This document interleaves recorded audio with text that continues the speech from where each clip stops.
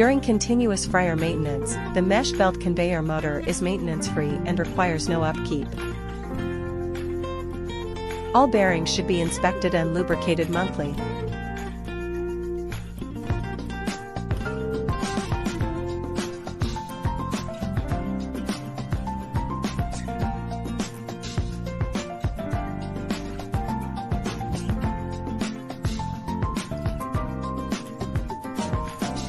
The grease on the scraper motor should be changed annually.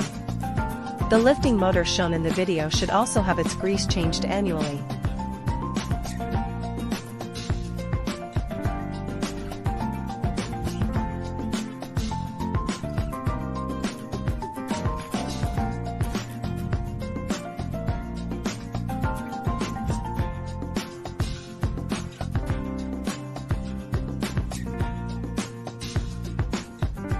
If the mesh belt and PTFE belt become loose, tighten them to prevent scraping.